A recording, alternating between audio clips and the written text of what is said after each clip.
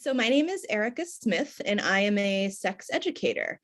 And what I'm known for kind of publicly now is focusing on people who were raised in Christian purity culture, or any kind of purity culture, any kind of fundamentalist religion where sex was treated as a really shameful, secretive, bad thing.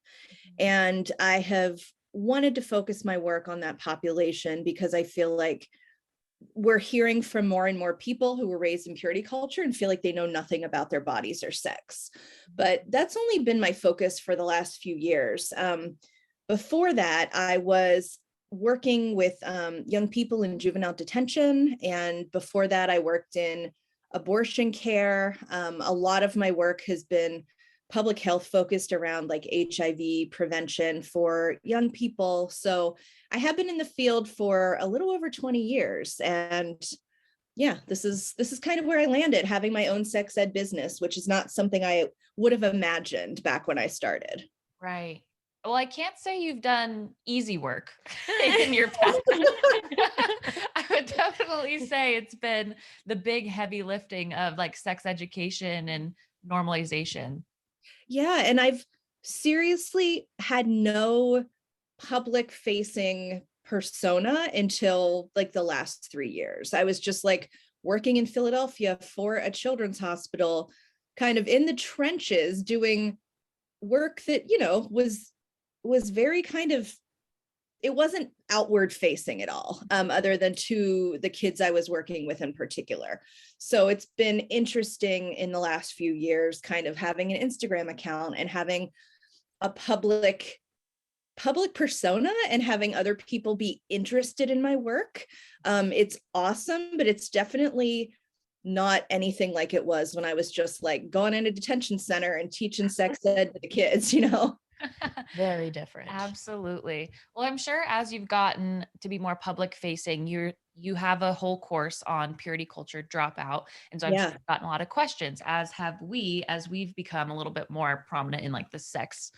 Totally. Mm-hmm. So can we start with a basic definition? You kind of went over it, but of laying the groundwork of what is purity culture and what does it teach? Totally. So purity culture is not something that's even unique to Christians. It's kind of like cross-cultural in various religions, but it all stems from this rigid system of control when it comes to gender and sexuality. So the idea that there's two distinct genders, male and female, and their goal is to be united in heterosexual matrimony, and the virginity of the woman is considered very sacred and precious and must be preserved at all costs. And so that idea is not new, but in the 90s, Christians in America really took it up a notch and they developed like a purity industry. So suddenly we had not only that teaching in the church, but it was being pushed by politicians in the American government to teach abstinence only in schools. And there was this whole move to like have kids sign purity pledges, and books were written about it.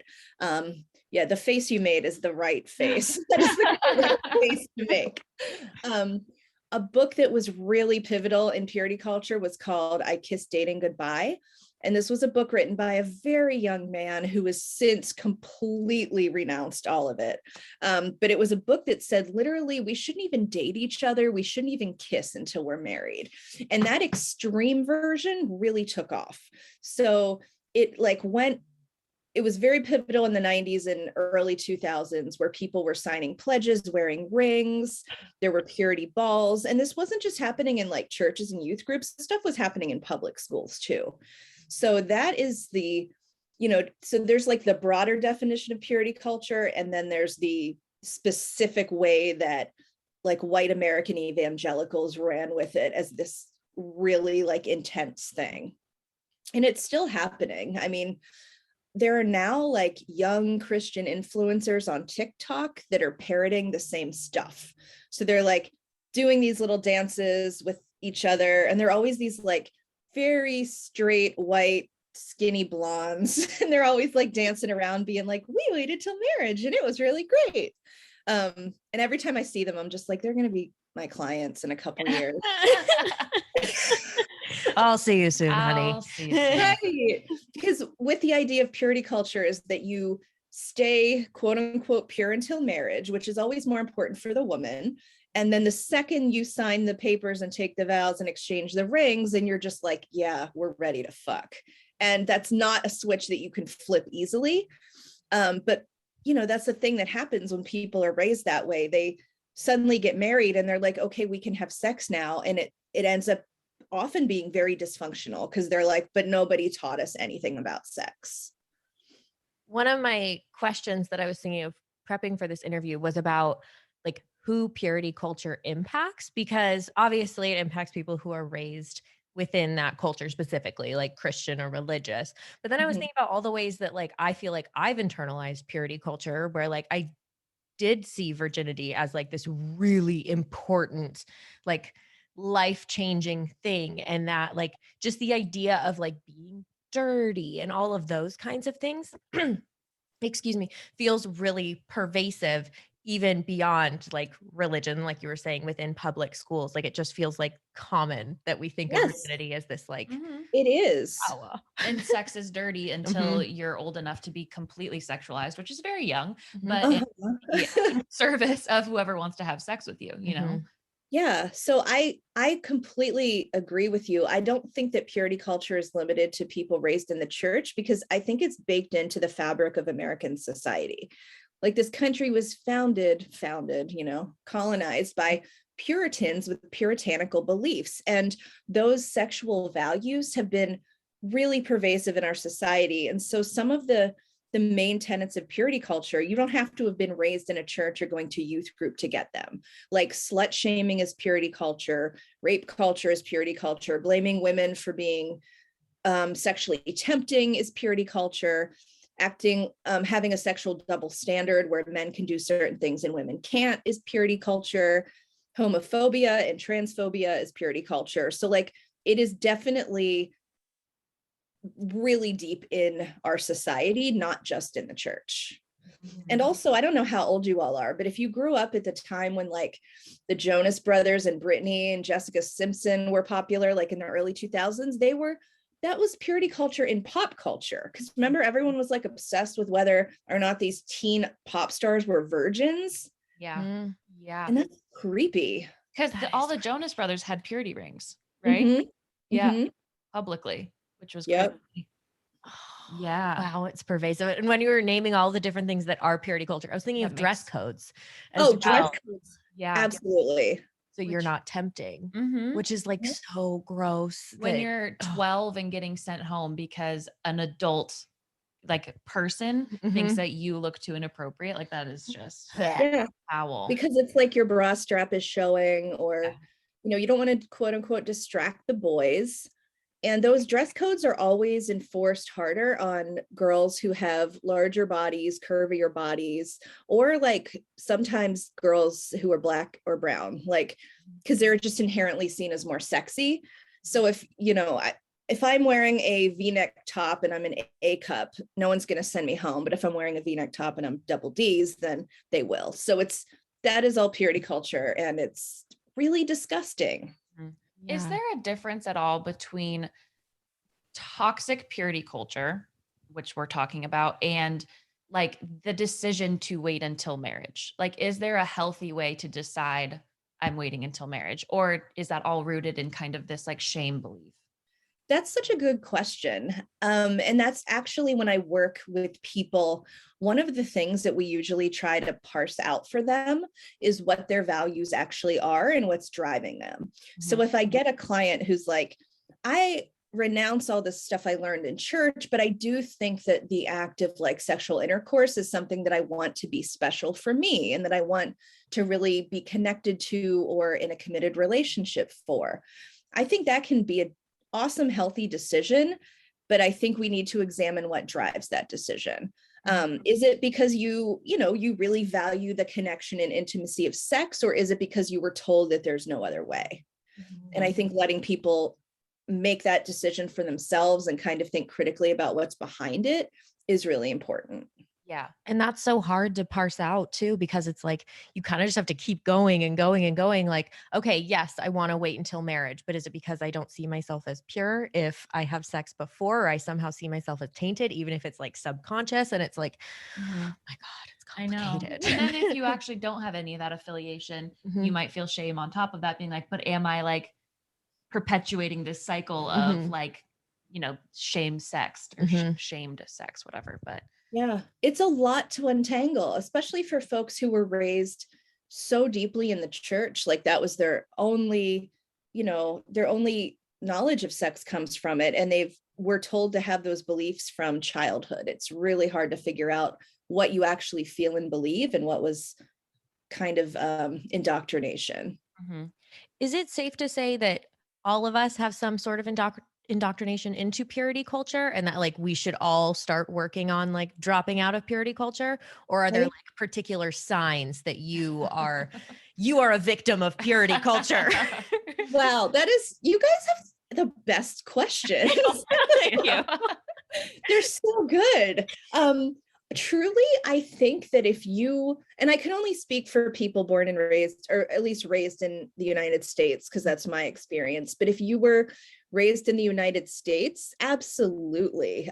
You have been receiving purity culture messaging from your earliest life. I mean, the United States is known for having very sex negative and restrictive ideas about sex and regressive ideas about sex. For example, compared to several European countries that have been studied, like Germany, France, and the Netherlands, they have such lower rates of things like unwanted pregnancy or sexually transmitted infections.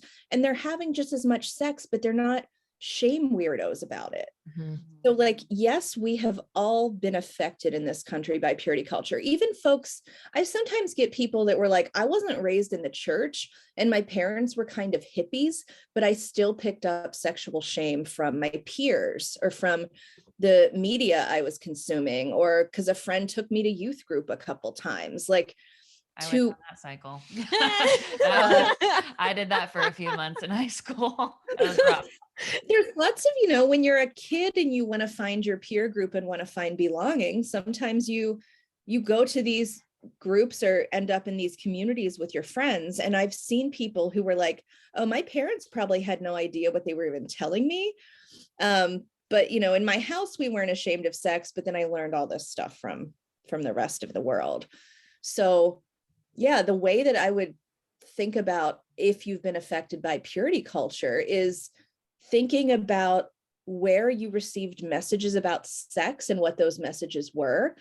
And probably some of them are going to be mainstream purity culture messages. It's crazy. Yeah, when I went to youth group, definitely like a whole bunch of like relationship shame. Like my friend was dating someone who didn't go to youth group, and he was like really prominent in his church.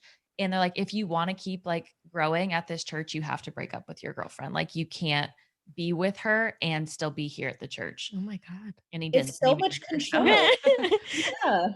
yeah. And honestly, if like, even if your parents are making an effort to teach you sex ed at home, you're still going to get the crap messaging from other places. Like the religious right gained so much political power in this country in like the late 70s and 80s, and that started to affect what was being taught in schools. And I'm sure you're familiar with all the shit that's happening now about like allowing people to teach about gender identity in schools or about systemic racism in schools. All of that is driven by the political power of the religious right. And they also, for years, have been pushing the abstinence only curriculum and funding, which means that in many public schools, we have absolute shit sex education. And that is also purity culture. So if your school was like, yeah, we had a little bit, or it was mostly based on teaching us how to avoid the bad outcomes, all of that is purity culture being filtered into the mainstream. That is just, and that's so obvious when you put it that way, where it's like what you're taught is what to be afraid of. And it's like because if you follow that ladder all the way up, like you're at Christianity in this. Well, I'm Mhm. not saying all Christianity is bad, but you're at this like toxic purity culture, Mhm. Yeah. that's insane. I mean, I know people that have had to sign purity pledges that went to public schools. Like it was, Oh, yeah, it was like, yeah. Feels like it should be That's illegal. that's definitely something that cycled around. I remember seeing that maybe my freshman year of high school. Something about like if you're considering sex, like promise to yourself that you'll like maybe not abstain, but you'll think about it and you'll make sure it's like it's like, oh my God, Gross. who the fuck are you? To Yeah. like tell me anything You're like about sex. 50-year-old principal. Yeah, which is just foul. Ugh. yeah. And then another thing that's happening currently is that I'm sure you're all familiar with like a pregnancy crisis center and how there are places that like pretend to give abortion care, but really lure you in to give you like God messaging. Sometimes schools contract with those places to come in and teach sex ed. Oh my God. Public schools. So like public schools are inviting in private religious organizations that are deeply sex negative to teach the sex ed unit. That's so sad. Yeah, that's like heartbreaking Mhm. and so scary and Which yeah. was what leads everyone to be like just so confused. Mhm. I feel Mhm. like growing up, not really knowing where you stand. One of the questions that I have is like, I don't think I received pretty good sex education and my mom was pretty open, but I definitely still got like the virginity messaging in particular. So that's what I'm really interested in. Like, how do you balance that? Because I know she was coming from a place of wanting me to be safe, but it's Yeah. like, how do you, I don't know. And maybe I'm thinking about it in terms of like, how am I going to tell my kids? Like, what do you do? Like, how do you balance virginity messaging with also wanting them to be safe? And it's like, I guess what does safe mean? I don't Yeah. know. I mean, I have a very clear answer for that actually. Because I work with teenagers a lot and I also work with parents of teenagers. And so when I think about what I hope for teenagers, it's not that they don't have sex at all, or it's not that they, quote unquote, keep their virginity until a certain age, but I actually have like a list of things that I think are really important for people to have in place before they choose to have sex for the first time. And I'm going to actually read you that list because I feel like it's a concrete list of things that I think are so much more important than just the question of should I lose my virginity or not. Yes, please. So yeah, let me So find. sad while you're finding it, just as a side note. It's sad when Mhm. you're like contemplating having sex with someone you love, like say your first Mhm. boyfriend, and you're also balancing this like, but then I will be dirty if I tell my mom, like she'll hate me, Mhm. like I am all these negative things when I'm just trying to do something Like with you're someone I not love. their like little girl anymore Yeah. because now you've had sex and that like changes Yeah. your relationship with everyone else for some reason. Yes, even though it's no one else's fucking business. Exactly. Yeah, I mean, being a young woman is particularly weird about that. I don't think people get as strange about their sons. Mhm. So here's my list of things that I hope teenagers have in place before they have sex. An authentic desire to have sex. So not just being like, well, my boyfriend wants to, or Mhm. I think I should because I'm still a virgin at 17 or whatever. Right. Some clarity on their own values. So is this something you feel good about doing? Do you feel like it's something that you're choosing yourself and that you support other people in making that decision too? Like, what are your values about sex? The third thing is a partner they feel good about. So for some people, that might mean like, I want to be in love and I want to be, in a committed monogamous relationship, but I think a partner they feel good about, like someone that respects them. The fourth is knowledge of sex ed basics. So you need to know what your body does. You need to know what condoms are like and what sexual health prevention is necessary for you. So like if you are in a relationship that could potentially result in pregnancy, you should know how to prevent that. If you are in a relationship, like if you're a queer girl and you're having sex with someone else with a vulva, you should know what kind of prevention methods are required in that scenario. Communication skills. Like if you have to be able to talk, you have to be able to express yourself and your boundaries, knowledge on how to give and get consent. So knowing that it's your right to say no or stop at any time, and also being able to accept that from a partner. And resources for sexual health care. So you know that if you need something, you could go to Planned Parenthood, or you could go to your mom, or you could go to the free clinic, or even your friend's mom or something like that. So those are the things that I think are important, not just don't have sex. Those are amazing and like hold true throughout your entire I was just life. gonna say that. Yeah. I think that's relevant to every age, especially as you're like, you know, in relation to this episode, if you're parsing out like, am I not wanting to have sex with this person because I feel guilty if I do have sex, that that's a bad thing? Or like, you know, if you're just trying to decide, like, is this what I want to do? Which I think is important to really be conscious about what you're doing. Those are Right. great questions to ask yourself, because those are all the things that make for good sex. Yeah. And we all want good sex. Yes. And Yeah. like having that cornerstone of like consent, which obviously on like the basics, people be like, oh, I know what consent is. But knowing that like, oh, if I'm in the middle of sex, I can say I'm done. Mhm. And I Mhm. have to accept that from a partner as well. Like that's still stuff that people don't Mhm. know and teach and talk about in your 20s. And it's like It's so true. so important. And it's such a huge topic, but also it's not that hard to understand. Right, because it's like, okay, if you try a position like a different position, and then it doesn't feel as good as you thought it was going to be, you're allowed to say no. But I feel like a lot of people feel stuck, like, well, I already said yes. And Right. it's like, that's all consent too. It Right. is. And it's I advocating for what actually, you want. I spoke to a woman recently who's in her later 20s, and she said, every time I kiss a guy, I feel like I have to consent to sex then, and doesn't know how to just do what she wants and be able to stop. And I don't think she's alone in that. It's like, if I kiss a guy, he's going to assume that we're going to have sex. And so you're right that consent is an issue that is never, it's never irrelevant. It's relevant for all of us, no matter how old we are.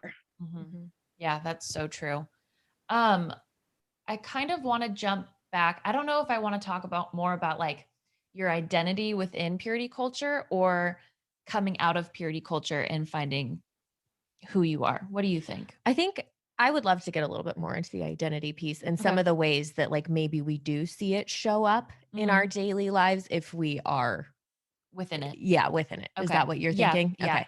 So maybe we can touch on like your own sexual identity and like masturbation and like finding Mhm. yourself as a sexual person or not if you are within purity culture, what that looks like.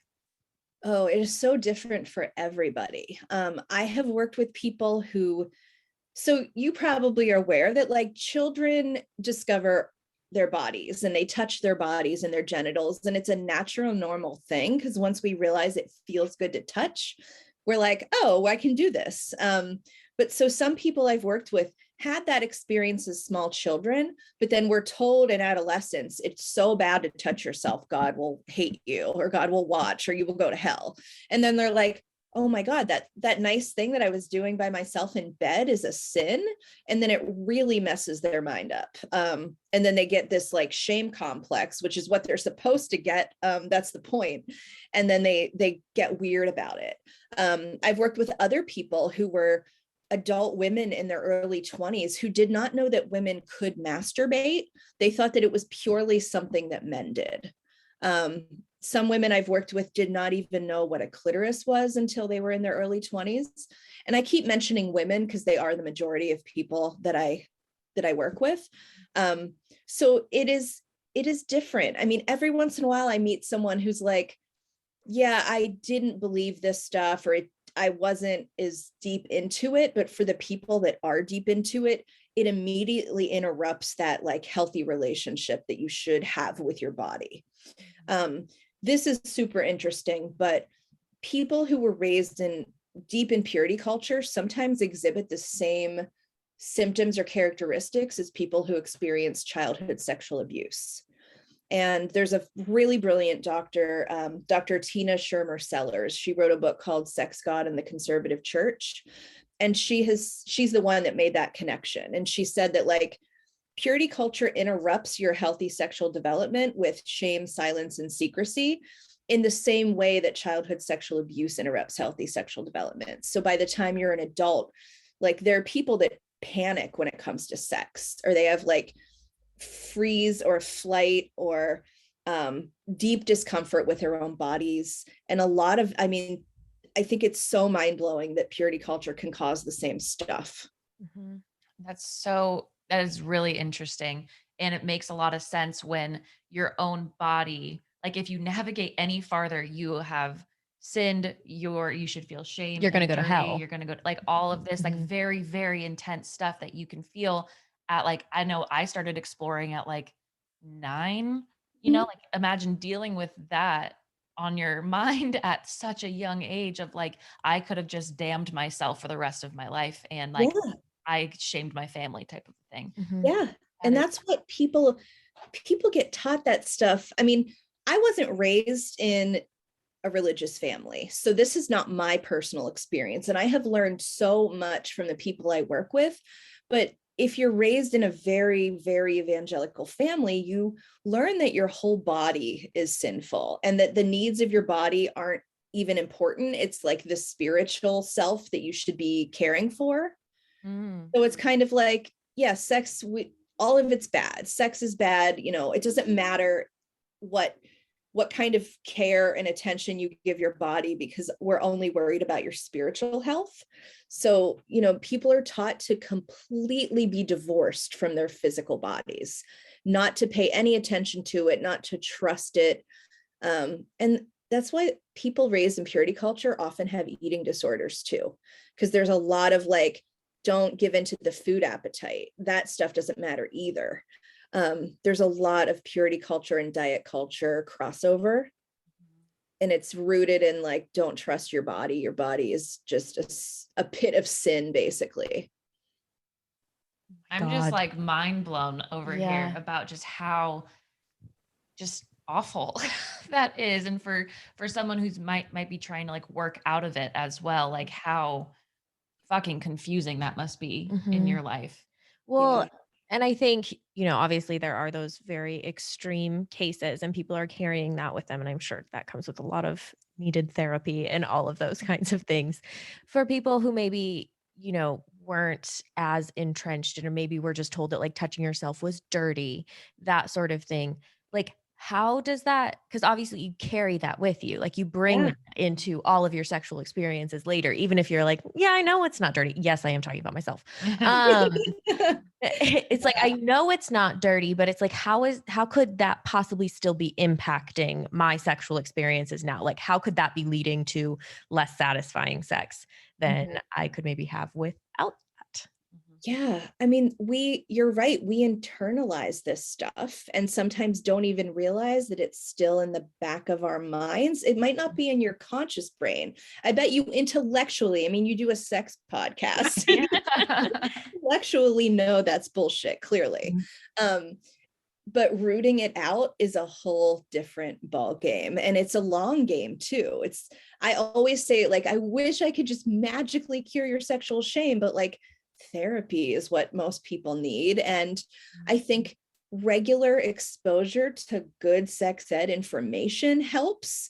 The more you learn about yourself, the more you learn just about the history of sexuality too. Like, I always tell my clients, like, people in this century aren't the first people to invent like sex for pleasure and eating ass and just like all of the things. Like, people have been doing that since the beginning of time. And Mhm. sometimes when I feel like once we realize that, it can feel like less dirty and shameful if you're like, this is just a human Mhm. behavior. Yeah. When Totally. you don't think that you reinvented something, like that's how I felt when I first started masturbating. I was like, oh my God, I discovered this thing. And Yeah. I can either make millions or I'm going to be shamed for the Or I'm rest. going to hell. Or I'm going to one or the hell. other. But I remember like finally one time opening up to a friend about it. I'm like, okay, so I do this thing. She's like, oh, I do it too. I was like, I thought I invented that. But And it's so powerful to know you're not alone. yeah, when you know that it can go back either like to your friends or generate or like whatever, like you're not the first one to invent sex. It takes so much weight off of your shoulders. Mhm. Because like I think that's another way that purity culture can be, even for someone like me who wasn't raised in any type of situation where that was like super present, but how it Uh-huh. like affected me still. Yeah. And I think, we got it. I was actually just thinking today that the way women's pleasure is shown in like TV and movies is so drastically different than it was even like 10, 15 years ago. You never used to see footage of women receiving oral sex in movies. It was like movies would immediately get an NC-17 rating if a woman was getting oral sex, even though people are always like given blowjobs in movies. And the same thing for a woman masturbating. Like that was scandalous as fuck. And now it's just like a regular part of, like there's so many TV shows now where like a girl just takes her vibrator out of her purse or out of her bedside table. But like, so you were not seeing examples of women experiencing pleasure. And that shit gets in your mind, like Yes. American Pie was all about dudes getting their nut off, all about boys. And there was not a comparable movie for girls until a couple years ago. What the hell was that movie called? It had Beanie Feldstein in it and was really funny. Oh, fuck. The one where they're graduating high school? Yes. Booksmart. Booksmart. Yeah. Oh, that was such Booksmart. I watched that in theater with my mother, and I was like, my mom is super cool, but I was just like, if this movie had come out when I was in high school, it would have made such a difference. And so now like girls do see examples of women getting sexual pleasure, either masturbation or oral sex, or like having orgasms on TV and movies where that was never shown before. That is such a good point, because I've been thinking about, oral sex in particular with a vulva. And it's like, I internalize so many messages that if I am not perfect, then I should not have somebody go down on me. Like I need to be worried about how it looks, how it smells, how it tastes, like all of these things, because hair, it's all a of little bit dirty that like, if that, dirty, Yep. then like I absolutely have to say no to somebody going down on me. And I did say no a lot of times because I didn't think that I was perfect enough or clean enough, air quotes, because that's what I internalized, is that I have to be clean like, and pure. I'm gonna go back into like whisper in your ear in those times that like anyone who gets close enough to your vulva should feel lucky and just be like, this is the vulva you're gonna get. So enjoy it. You know what I mean? Exactly. Like, I don't think people with penises think as much about it. Like, guys will just be like, my balls are smelly, whatever, give me a blowjob anyway. Amazing how much they don't care about that. It's amazing. Incredible. Truly an inspiration to vulva owners everywhere. Since we're kind of on the topic of penises, so what is purity culture teaching like cis het men? What are they hearing about themselves and women in purity culture? It is also bad news for cis het men. No surprise there. I do believe from observation and research that women and queer people bear the brunt of the harm of purity culture. But there's a really great book called Pure by a writer named Linda K. Klein, and she studied her peers who had been raised in purity culture over a long period of time. And her conclusion was kind of like, women, and I speak in the binary here again, because that's all that exists in this world, but women learn that their bodies are terrible and dirty and dangerous, and men learn that their minds are terrible and dirty and dangerous. So they are taught to like police every sexual thought and feeling. They are taught that to feel attraction is dangerous. Boys are basically told that if they indulge in any kind of sexual thought or feeling, that they will lose all control. And that I've heard the quote, like, it's like a train going off the tracks. Like they're teaching boys that like, you are a harm to other people and yourself. And there are sometimes in like the more extreme versions, these accountability groups where boys are supposed to meet. And I have so many weird thoughts and feelings and theories about this, but they're supposed to meet with their like male church leader or youth group leader and report all of the things that they thought about or that they saw that week that were hot. So you would go back to your youth group leader and be like, the girl in study hall had really nice breasts and it made me And like, you have to tell on, like, there's an accountability. It's called an accountability process. And so I have worked with cishet men in their 30s who were like, I'm so afraid to find a woman attractive. I have so much trouble just letting myself find a girl attractive. And I'm always like, it's not predatory to find someone attractive. It's not creepy to want to have sex, but like, they've really been taught this. So that's one way that it shows up a lot. And another is sometimes, you know, guys really buy into the thought that they deserve a pure, perfect wife, a pure, perfect wife that keeps her body healthy and attractive for him, because that's the line that they get. So sometimes women are like, yeah, guys raised in purity culture are like pretty fucked up too. What a can of worms. Sounds that. like a really good system to make predators. Mhm. And if you don't become a predator, you just hate yourself. Yeah. Like, what a mental like cage for people, for men who grow up in, you know, in that culture. It's like, that's so sad that not only are physically we're in a cage, and then mentally they're in a cage and they hate themselves, and we all just hate ourselves and we're horny and we can't do anything about it. And then they can control us. Yeah. I know some guys that I'm like, I usually have a hair tie around my wrist, but I don't right now. I know some guys who were told to always have like a really tight rubber band around their wrist, and anytime they had a sexy thought, to ping themselves. It's literal self-flagellation. Like, harm yourself if you feel a absolutely fucking natural human urge. Yep. I don't know if that is something that was like taught in churches at all, but the same friend that took me to youth group, he had a rubber band around his wrist that he would do. He didn't tell me explicitly it was for like sexual thoughts, but he would say it was for other stuff. He's like staring at you, snapping it. Flattered. Riddle me flattered. But I'm going to watch for that now.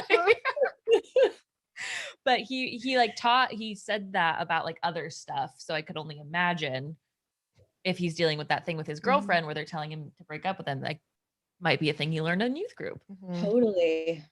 Fuck. How does that, sorry, did you have a question? I was just going to go, how do we drop out? Yeah. How do we quit? Yeah. How do we Purity quit? culture. I'm done.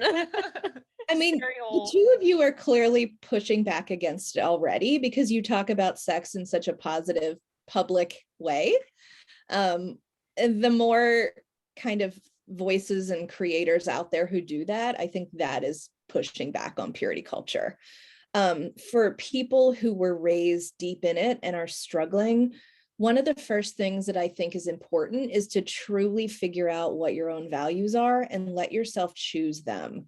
I'm working with a woman now who, you know, when we had a conversation the other day, and I was like, so how do you feel about, you know, whether or not you want to wait till you're in a committed relationship to have sex? She was like, it's so wild to me that I get to choose.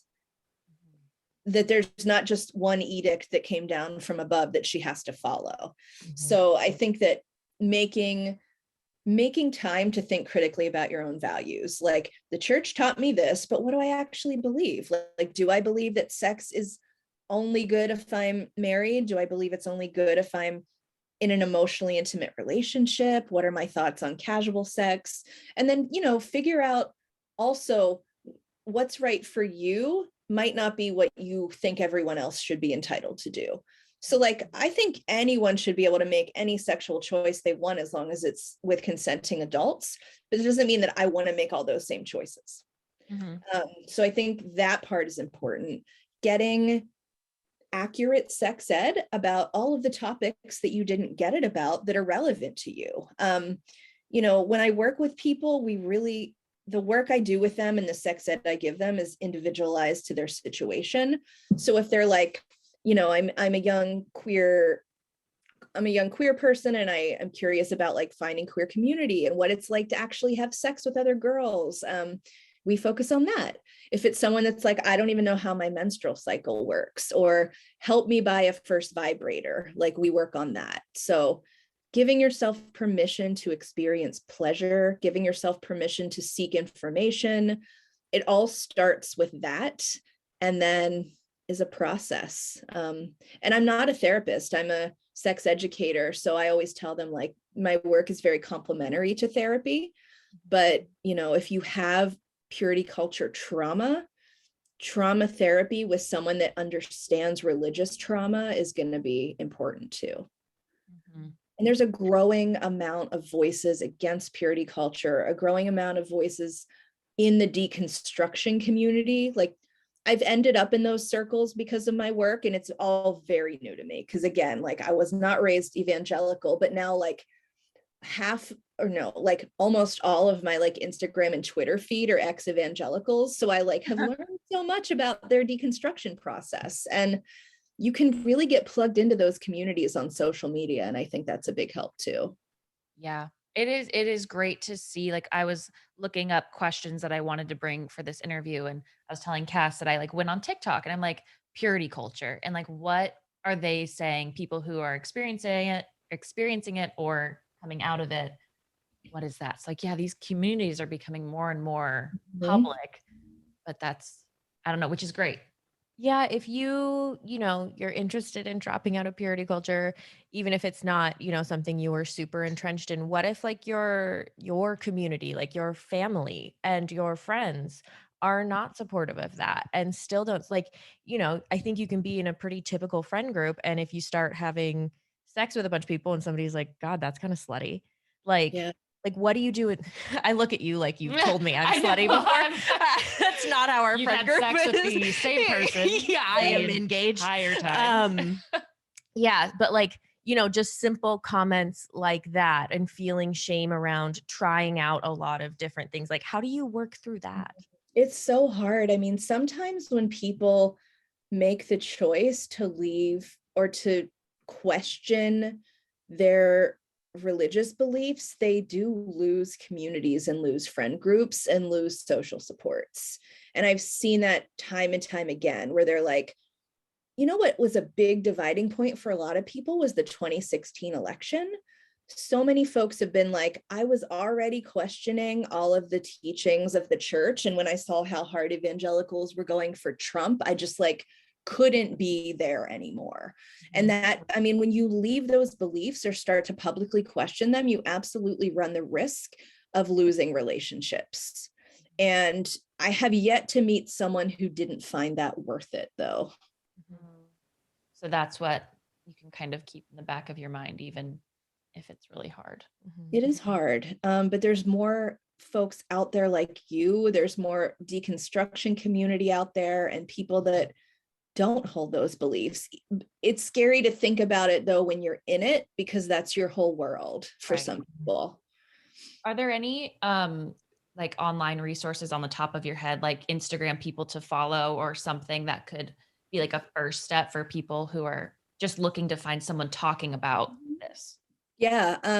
So there's a really popular account that you might have come across, actually, Talk Purity to Me. And it's run by a woman named Blair, who was actually one of my Purity Dropout clients. She's very public about that, so I'm not like telling her business. But Blair was raised in purity culture, and she is now like a social media superstar talking about it. And she's so fucking funny. She's like a comedian, and I love her content. And another one, there's so many good meme accounts about like deconstructing. Another one is Deconstruction Girl. She's hilarious. Those are two off the top of my head. Fundy Fridays. There's a YouTube channel and a Instagram account, Fundie Fridays. Religious Trauma Institute, Dr. Laura E. Anderson, Dr. Tina Shameless Sex, Jamie Lee Finch, Kevin Garcia. There's a lot of people out there.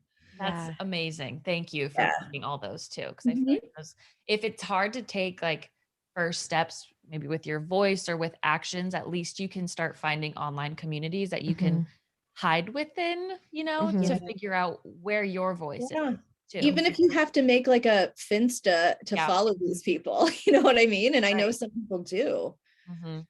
Absolutely. I do want to ask, you know, like obviously Emma and I come from like a pretty sex positive place right now, but I don't want people to feel guilty if like, you know, they are bringing in these feelings. Like it's not their fault. Can you talk a little bit about that? Yes, I love talking about this. I always tell people like, you were affected by these systems in the exact way that they were supposed to work. If you were deeply affected by purity culture, it's not because you are weak. It's not because you're some kind of prude. And it's not because you're like, I don't know, some kind of like sex negative bad person. The systems are shitty. You're not shitty. The systems of like patriarchy, white supremacy, capitalism, all that shit combines to create purity culture. Purity culture upholds all that. So if you're affected by it, it's working like it's supposed to. And in order to heal from purity culture, you also don't have to go all the way to the other end of the spectrum and like start going to anonymous sex parties and, you know, doing all kinds of wild shit. If you land there by choice, that is awesome. But if you also were just like, yeah, I'm fine staying married to my like cis straight husband and having a monogamous marriage and sometimes like getting to have an orgasm, like that's also great. There's not one endpoint that everyone needs to end up as. So, you know, a lot of times I think people worry like, well, if I get rid of these purity culture values, I'm just gonna end up doing like every sex thing under the sun, even stuff that I'm not interested in. And I'm like, no, that's not true. I mean, I am very sex positive and I am probably pretty fucking boring compared to what some people expect. So, you know, you don't have to do anything you don't want to. That's the whole point, is figuring out like what actually is comfortable for you. Mhm.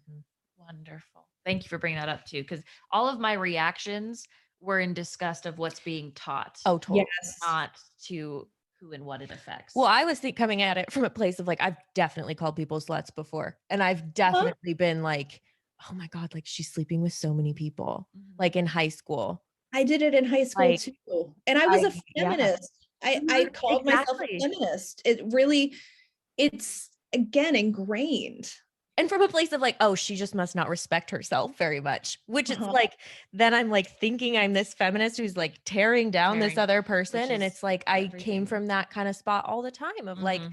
oh, like she should really care about herself more. And it's Yep. like, I don't know, maybe she was. Maybe orgasms are great. I didn't know at that point. Yeah. I had I no wasn't getting idea. any. So like, I'm sorry, I was losing. Yeah. That's Absolutely. But yeah. the way you spoke of that just reminded me that another area people often have to reframe and learn about is sex work, because Christians think that anyone who does sex work needs rescuing and that they're all like these sad, drug-addled, trafficked people that need to be saved. And for a lot of folks, learning that like sex workers are people doing a job is really like wild for them to wrap their minds around. Mhm. Absolutely. That's definitely work that needs to be done. And yeah, that's pervasive. Yeah. Is there anything else that we didn't touch on? Any PSAs you want to give to finish out?